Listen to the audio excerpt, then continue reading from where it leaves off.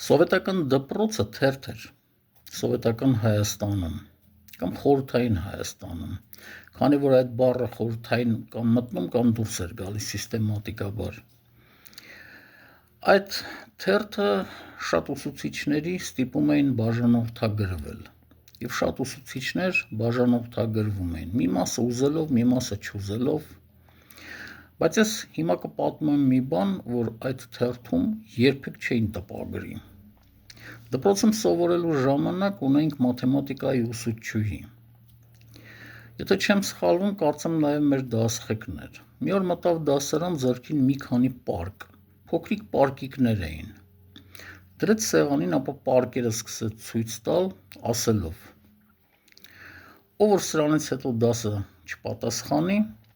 պարկը հագցնելու եմ գլխին եւ մինչեւ դասի վերջ պետք է այդ պարկով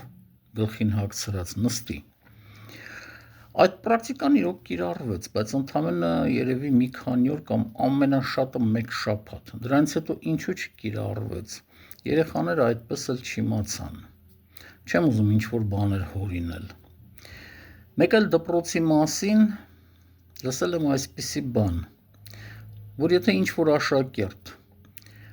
դասատուի, ուսուցչի կամ ասենք դասղեկի դուրը չէր գալիս, ուսուցչուհին ամբողջ դասարանին ասում էր, որ պետք է բոյկոտ անել այս աշակերտին եւ ստիպում էր աշակերտներին, որպեսզի այդ աշակերտի հետ, որ իր դուրը չի գալիս, չխոսեն, թեկուզ գոնե ինչ-որ ժամանակ։ Ահա սա էր սովետական դպրոցը։ Սա բնականաբար այդ թերթում երբեք չէին տպագրի։